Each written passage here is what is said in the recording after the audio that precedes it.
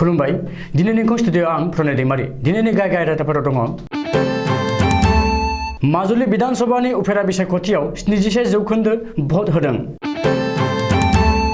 गामि ओनसोलाव गला होनो थाखाय ट्रेड लाइसेन्सनि गोनांथि गैया बुंदों पीयूष हाजरिका तामुलपुरनि पाटकिजुलियाव एसएसबीआ सिभिक एक्शन प्रग्राम खुंदों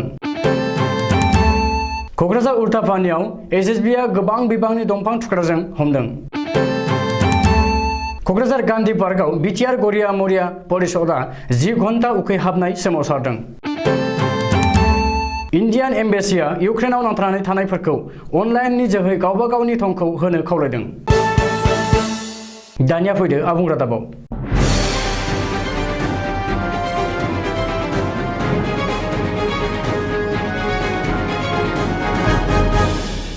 समबारखालि 7 मार्चआव जानाय माजुलि विधानसभानि उफेरा बिसायख'थियाव गासै 77% भटारफोरा गावबा गावनि भटखौ होदों होननानै सुलुङाव फोरमायदों मख'नो गोनांदि आथिखालाव माजुलि विधानसभानि बियाबाव 203 पोलिं स्टेशनाव भट होहोनाय जादों बेनिनो मोन 164 आ गाहाय आरो मोन 39 पोलिं स्टेशना अक्सिलारि होननानै बिसायख'थि आय'गआ मिथिहोदों जायफोरनि बैसोआ 80 बोसोर बैसोनि बांसिन जायनि देहाया बेंगुरा आरो जायखौ कर'ना बेराम सन्देह खालामनाय जादों बिसोरनि थाखाय पस्टेल बेल्टनि राहा खालामनाय जादों होननानै सुलुङाव फोरमायबावदों गासै सा 812 सोरखारि मावफारियाफोरखौ बे बिसायख'थियाव बाहायनायबो जादों होननानै मिथिहोदों आसामनि केबिनेट मन्त्री पीयूष हाजरिकाया समबारखालि खौरांगिरि मेल खुंनानै मिथिहोदों दि आथिखालाव गामि ओनसोलाव टाउन रेभिनिउ थानाय नंला आरो गला होनो थाखाय ट्रेड लाइसेन्सनि जेबो गोनांथि जानाय नंलिया नाथाय अब्लाबो जायफोर माखासे बारहावाखौ गुबुंले खालामग्रा फसंथानफोर दङ बिसोरो ट्रेड लाइसेन्स लानांगोन जेरैहाय मबाइल टावार इटा भाट्टा देसि एबा बिलाथि जौनि गला आरो सोलोंथाय फसंथानफोर श्रमिकफोरनि रैखाथिनि थाखाय अनलाइनआव रेजिस्ट्रेशन खालामनाय जानांगोन 40 बोसोर बैसोनि गोजौआव श्रमिकफोरा गोग्गो देहानि फोरमानलाइ होनांगन बेनि थांखिफोरखौ समबारखालि गिबि मन्त्री डक्टर हेमन्त बिश्व शर्मानि मासि दैदेननायाव आसाम केबिनेटनि जथुमाव लानाय जादों तामुलपुर जिल्लानि पाटकिजुलियाव बर्मानि 64थि एसएसबीआ सिभिक एक्शन प्रग्राम खुंदों आजादी का अमृत महोत्सवनि असिला लानानै खुंनाय बे हाबाफारियाव बिडिसिनि गाहाय प्रमद बर'आ गाहाय आलासि महरै बाहागो लानानै फिथा हास'नानै होदोंमोन बे हाबाफारियाव गाहाय आलासि महरै बाहागो लानो खाबु मोननानै प्रमद बर'आ गावखौनो जोबोद गोजोननाय मोनदों होननानै गावनि टुइटार एकाउन्टआव टुइट खालामदों आरो रङिया सेक्टर हेडक्वार्टारनि डीआईजी एसएसबी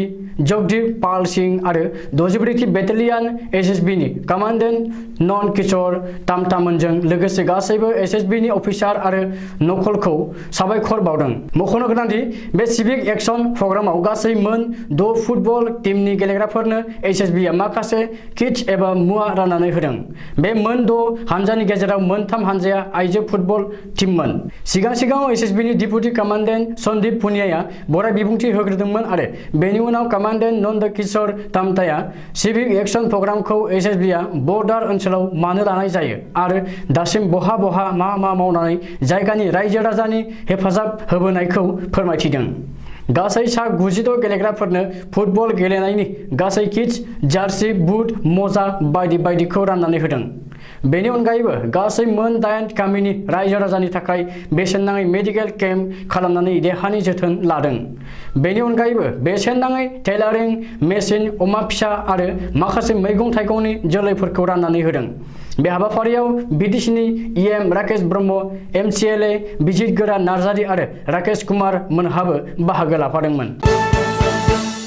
क'क्राझार जिल्लानि उल्टापानि ओनसोलाव 6थि बेटेलियन एसएसबीनि बी आरो सी कम्पानिनि जवानफोरा जथायै धलपानि गामिनिफ्राय गोबां बिबांनि साल दंफां थुख्रा हमनो हादों एसएसबीनि सुलुङाव फोरमायनाय बादिब्ला हमनानै मोननाय दंफां थुख्रानि सिजार बेसेनखौ गासै 34,33,400 रां होननानै मिथिहोदों उननि समाव एसएसबीआ हमनानै मोननाय दंफां थुख्रानि सिजारखौ उल्टापानि फरेस्ट अफिसाव जमा खालामबाय होननानै फोरमायदों दुलाराय बिटिआर गरिया मरिया परिषदआ गासै मोनबा दाबिखौ लानानै क'क्राझारनि गांधी पार्कआव समबारखालि 10 घन्टा उखैहाबनाय सोमावसारदों बे उखैहाबनाय सोमावसारनायनि गेजेरजों बिडिसि सोरखारखौ नोजोराव लाबोनो नाजादों मख'नो गोनांदि गरिया मरिया परिषदआ थांनाय 12 फेब्रुआरि खालिनिफ्राय 6 सान गरेश्वरनिफ्राय क'क्राझारसिम हानजा सुरनाय हाबाफारि लादोंमोन नाथाय अब्लाबो आथिखालाव सरकारा जेबो खेरायाखै होननानै मिथिहोदों। मख'नो गोनांदि गरिया मरिया परिषदआ आथिखालाव मोनबा दाबिखौ लानानै सरकारनि खाथियाव दाबि दैखांदों।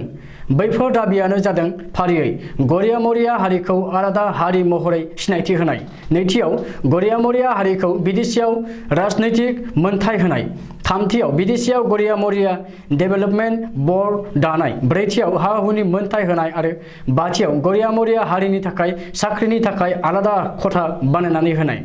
बेफोरखौ जुदि सोरखारा मानियाब्ला उननि समाव गोब्राबै सोमावसारगोन होननानै खौरांगिरिनि सिगाङाव फोरमायदों।